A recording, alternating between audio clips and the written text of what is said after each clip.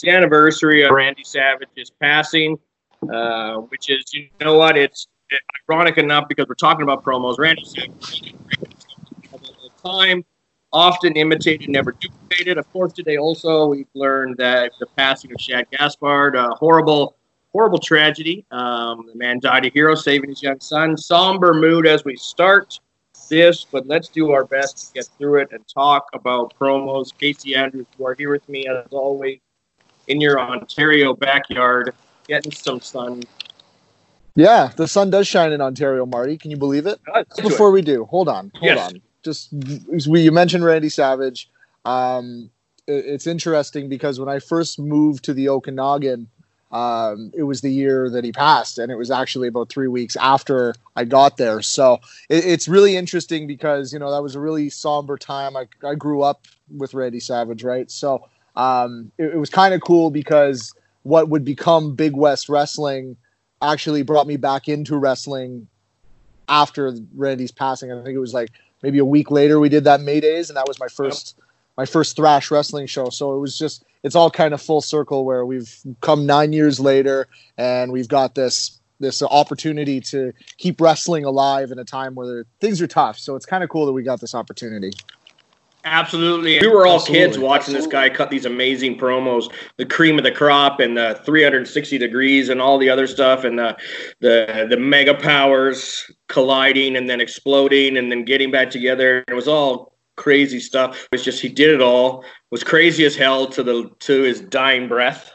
And, yeah.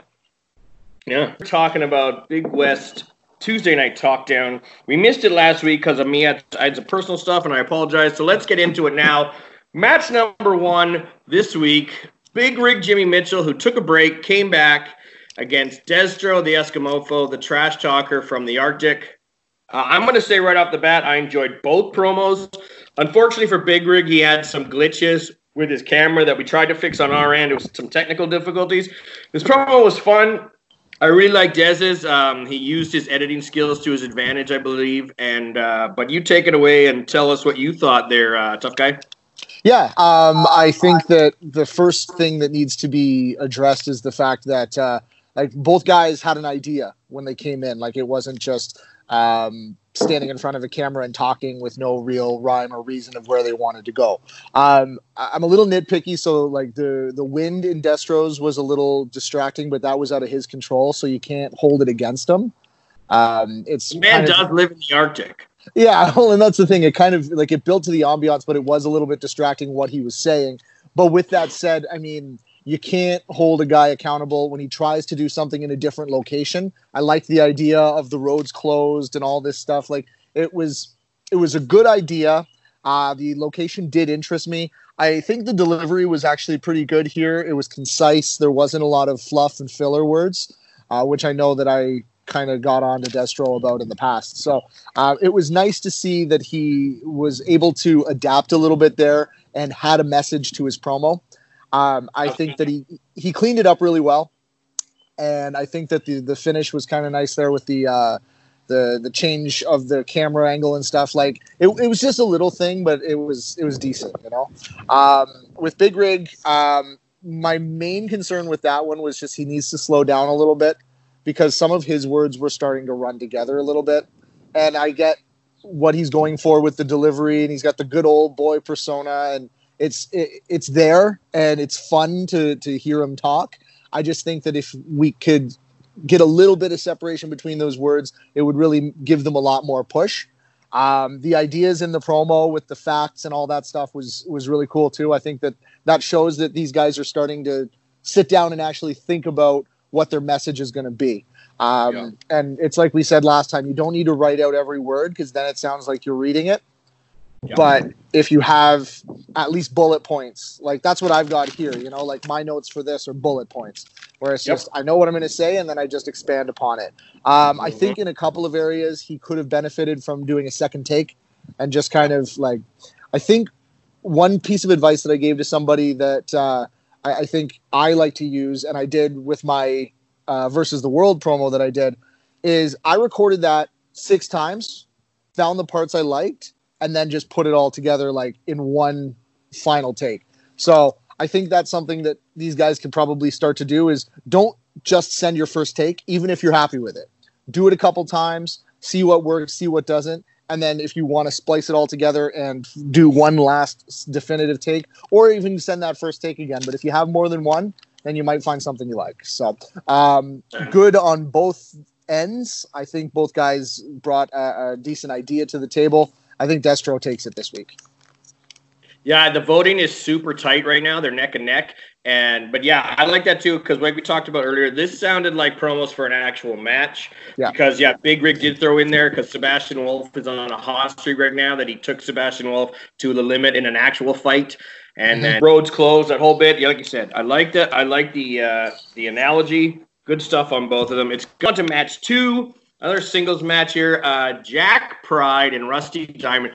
Jack Pride, very creative. As I mentioned on the show itself, he's really struggling, as most Albertans do, to connect with a BC audience, primarily a BC audience. He is bringing some Alberta fans to the product, which is what the whole point of this was. Rusty, I love Rusty. He's this lovable goofball. He's got this bitter old man thing that he's doing that is super weird and super entertaining. But I feel like he's the Andy Kaufman of our little group, that he's doing funny things that people are like, I don't get it. Yeah, I get what you're saying there. With Jack Pride, this was his best promo to date. I like that there was some fire to it. Like he was pissed off, man. Like you could feel that he's just not happy with the way things are going. And I think that there was a lot more get down to business with just bringing Pride out. And it's this whole thing where we've got these two guys, but it's just me this week. And I mean, he's sitting on the torn couch and like it looks like, and I mean, I might be reading too much into this, but it looks like he tore up his damn apartment out of anger. You know what I mean? Yeah. I think there was. I thought that too. Good. Yeah, and I think there was a really good delivery there. There was no fluff to the promo. It was very to the point, and it ended with a catchphrase, which I actually was very proud of. I was like, you know what? That is a really solid way to end a promo because it puts an exclamation mark on what you're saying. I think the thing with Pride is it took this while. It took these 4 or 5 weeks to establish his two personas. Mm-hmm. I think that's what's kind of caught him, is because he's got these two personas, and then we've kind of figured it out now. Pride and Jack is that, you know what, Jack's out of here because now I'm angry. And that's a good wrestling promo for this duality character that I really enjoyed. And yeah, it took a little while for him to set the stage, and now we figured it out. Oh shit, Jack's mad, or Pride's mad. Jack's out this time. Yeah, and I mean, I think it gives a lot of opportunity to expand upon that. Yep. And I think one of my concerns with the duality of his character is that it kind of stops the promo every time he has to switch, you know? And I mean, that's part of the gimmick and it does work, but it's just one of those things where it takes him getting used to, where he's in the middle of delivering something and then he does the switch and then somebody else is delivering something else. And it is jarring, not in a bad way per se, but it does take some getting used to. So the fact that he can sit down and just fire off a really good promo as one person shows that he's got it in him, and that going 100%. Forward. Yeah. To his credit, I did like when he had the long hair. My girlfriend said he looks better with the short hair, but at least the hair flip was like a smooth transition. And I kind of felt that it was a little bit smoother when he did that. It's like, okay, now I got it. But yeah, I see what you're saying. There's all these little pieces. I like Jack a lot. I think he's got a lot of potential. One thing I think would be cool is if we wanted to steal from Stranger Things, he sent Jack to the Upside Down. And so then when he does the Jack part, it's like this freaky, and he's literally upside down in the frame. I think something like that would be really fun to do, but you can't do it now because I kind of fed him the line there. We'll see what happens next week. With Rusty, I like you said, it's kind of going over a lot of people's heads. It's not my cup of tea, the way he delivers his promos. I think that there were some delivery issues, only in the fact that I think he knew kind of what he wanted to say, but he was trying to improvise a little bit, and he just got himself lost a little bit. I think if he'd have stopped, restarted, there's an opportunity there. But the one thing that I think needs to be remembered by everybody who's cutting a promo is don't downplay your opponent, because he said, you know, you've wrestled in Alberta, you've wrestled in Manitoba, you've wrestled in Saskatchewan. Big deal. That is a pretty big deal in this day and age. Yeah, you know, like it's something where I pride myself in the fact that I've had a chance to wrestle in a few different provinces because there's no traveled wrestlers anymore. Everybody stays close to home for the most part. So that the fact that he's branching out should be applauded. And it's that old thing where if you make a guy into a nobody in your promo and then he beats you, you got beat by a nobody. And if you beat him, then you beat a nobody. So I think that would be my only real constructive point on Rusty's promo is build up your opponent even in a controversial way or in a way that makes it so that you don't have to like him, but you have to respect what he's done. Because that's what we always did. You know, you always showed me the respect, but you also realized that you didn't like me at all. So 100%. I do like, though, I see what you're saying. I like the idea that he was kind of more bragging that he was international because he is from the States and has wrestled in BC. So that was kind of the dig that you're just in Canada. I did like the get out of Canada, nobody wants you thing. And I really love the part that he goes, what are you doing? You're just some dummy cutting promos. Just the little pause. That was the comedic stuff where I'm saying is that you could see the look in his eyes. It was very subtle. I laughed my butt off when he did that. You're just some guy cutting promos. It's like, well, so are you, Rusty. I found myself chuckling at that more because, like, what he's doing is he's making people dislike him. Yep. And I think that's not something to be bad. Like, it's not a bad thing because you still got to have good guys and bad guys. Yep. And it's like, by the end, I was like, look at this clown, you know, but like, that's what you want in a promo. It makes you want to feel something. So while it wasn't my cup of tea stylistically, it still had its merit and it was still solid. But Jack Pride took it this week for me. That fire had me. Yeah, he definitely is dominating the voting too this week. Yeah, Rusty's just not connecting. But like you said, this is at the end of the day with a fan vote, it's going to be a popularity contest. So the guy cutting heel promos is not going to win. He's a workhorse. He's been on nearly every show.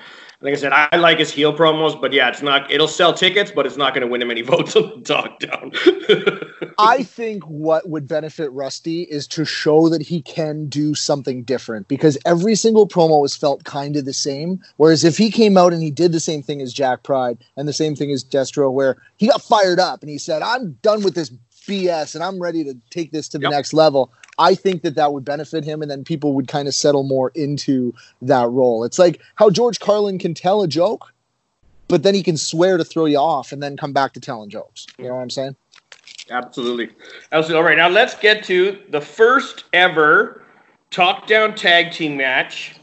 Lance Skulls and the Ringer Todd Quality against our security team of Jess Christie and Casey Peak. And now Jeff and Casey, and I know you're just itching, but I'm going to say this.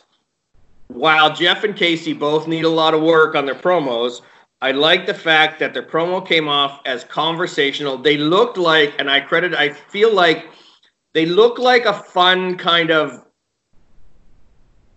enhancement talent tag team, like the Mulkeys or the Headbangers, someone that's like, we get along, we're going to get our butts handed to us on TV this week, but they're like the lovable underdogs. They definitely need a lot of work. Todd and Lance are smooth talkers. They obviously talked a big game. I feel like they were overconfident. It was fun. It was fun. Be able to have our first, despite a quarantine, we were able to actually have a tag team promo. So that was fun to at least give that a try. And my thing about the tag teams was, I think this is the one place where a little bit tighter planning could have helped both guys, only because they were talking over each other a little bit. Yeah. So, first of all, don't ever assume I'm going to chomp at the bit for anything. My main concern with Jeff and Casey was not so much the selfie mode. I'm making my peace with that, okay? There's just certain times where it can't be avoided, but I think the low angle selfie mode that Jeff uses is something that's, because anybody who's looked at their phone and like looked down at their phone and the selfie cameras come on, it's not flattering to anybody. You know what I'm saying? Yeah. I just think that it's just as easy to do this as it is to do this. Yep. So that was my main gripe, just the way it was shot. I think that there was an opportunity there to do something other than like, get out of here, you fly. We gotta run in.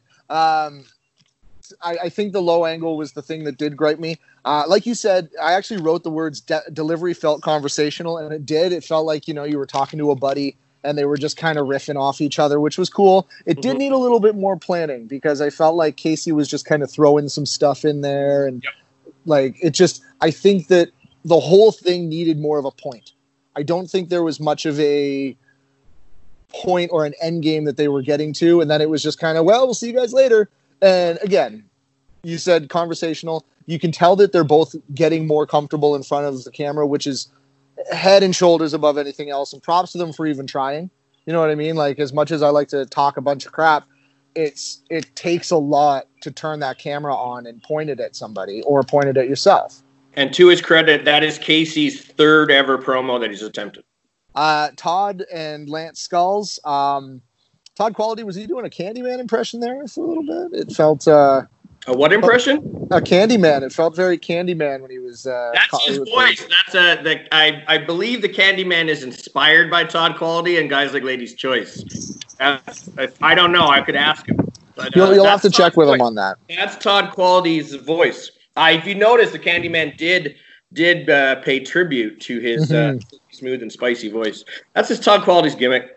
I did like the fact that he brought tights and was like, "Oh, we're gonna look like a tag team." That was cool, you know. It's like it's just a little something that, but you know, that's like an actual wrestling promo where two guys got thrown together and they have to team up. Like that felt like one of those numerous times on Monday Night Raw when random guys get put together for no flipping reason, and then if one of them was like, "Here you go," and they're like, "All right, cool, let's do this." Yeah, and it like that. We're getting to these where it's like wrestling again. Yeah, exactly. And I think that it was a fun promo overall. I think that they were a little more overconfident, like you said. But I think it might pay off. I got to give, you know, there's a lot of heart there. The enhancement talent got a couple licks in, but I think Todd Quality and Lance Skulls took that one. You got to give them credit, though. The security guards have a very good following on social media, and they're keeping it close. Even to Todd and Lance, and I kind of agree with you, although there could be an upset there in the making. I mean, Casey nearly beat Steve last week, and Sleazy Steve's the number one contender. So anything can happen in fan voting. Which, speaking of Steve, main event time, Justin Cider, the internet champion, facing off against the guy that theoretically helped him win the championship, Sleazy Steve. Now, I'm going to start off with, I feel I've been seeing the Sleazy Steve promos for a while on Millennium Pro, and I feel like he's overthinking his character. He's a lot more conversational, and I feel like these couple ones he's been trying harder and moving outside of his comfort zone of just shooting a promo. Justin is on fire with his stuff right now, and I like that Justin came out hard and was like, yeah, I'm the champ, and I'm going to lead by example, and he's very aggressive. What do you think? Yeah, a lot of your points are surprisingly valid for who I'm talking to. I think Sleazy Steve tried something a little different this week, and I have mixed feelings about it. I think that the montage at the start was okay, but I feel like it was just there to fill time. I think that was superfluous, not bad, because it was still kind of neat to see him kind of get up and get moving and stuff. There was a bit of redundancy with the whole, you owe me a debt, and I'm the debt collector, so I'm going to collect the debt. And it's like, okay, you literally just had to say I'm the collector. But to be fair, when those dramatic, for lack of a better term, those cinematic promos work on certain levels. I was just watching some Lucha Libre, and you'll see these ones where the guy is preparing for his fight. I just watched one where a guy was in a cathedral. It was very dramatic. But they can be done if they're edited right. They can be that dramatic setup for something. But yeah, I think Steve needed to come out a little hotter this week. And definitely the debt collector thing felt like the John Cena quote recently, every second wasted is a wasted second. But you know what? Sometimes those catch on and those turn viral inadvertently. Yeah, and I mean, like, I think this would have been a winning promo if it didn't go up against Justin Cider's promo, because the fire that he had at one point, like the kerosene line. It's time to pass the torch, and I am covered in kerosene. Excellent. Yes. The intensity was there, because what we've seen from Justin Cider so far is almost the Rob Van Dam, hey, I'm a cool dude, man. And it's cool to see that while he is good in that role, he can flip a switch and he can be intense. And it's like, this is my baby now.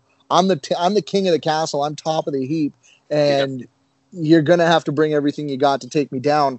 I like how he puts thought into his surroundings. He's got a background and he's got a whole thing. It feels like there's a vibe and a lot of thought put into it. And then again, ending with the catchphrase, the stiff drink catchphrase. I love it. I think that it is a nice, crisp ending. And I think both guys, again, this week didn't overuse their time.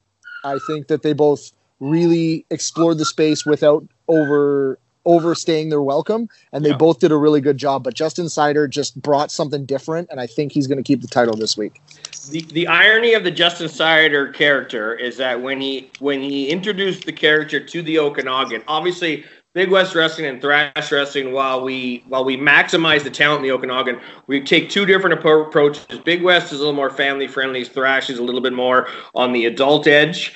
And when Justin Cider came to me with the character, and I kind of rolled my eyes at him, and he goes, well, I don't know if I can do a PG version of Justin Cider, but he has proved now over the last several weeks that he can do it.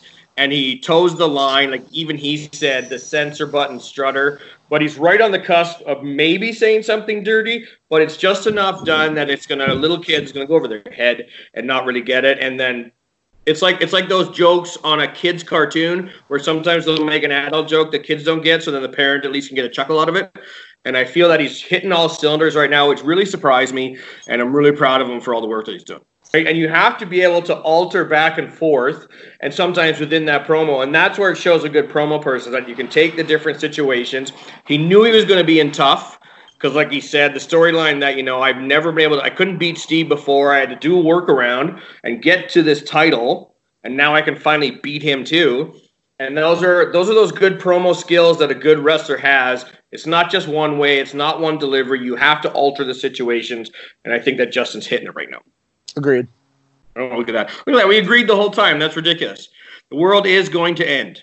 It's not, though, because when this is all over, I'm going to remember all of our history, and then I'm going to come out and I'm going to punch your beard off. There you go. There you go. You've annoyed enough people that enough people are waiting for you already. I can just sit in the back and throw them at you.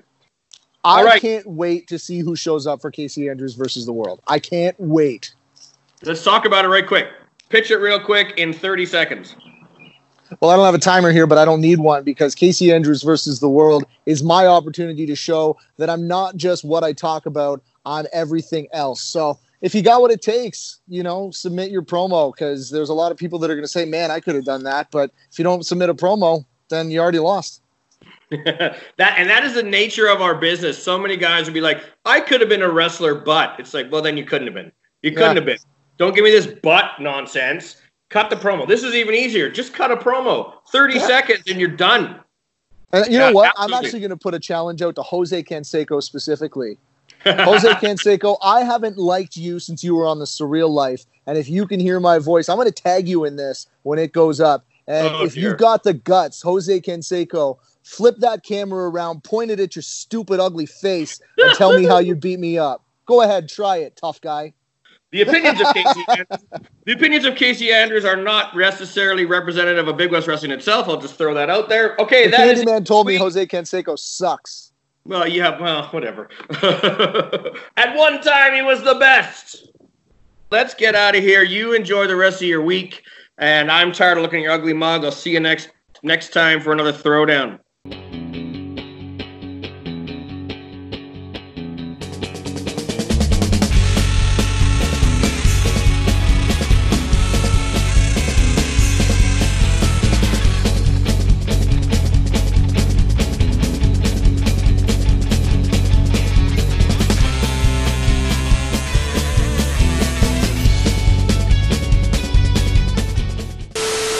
Anyway, he taught Mark McGuire how to hit home runs, I'll tell you that much.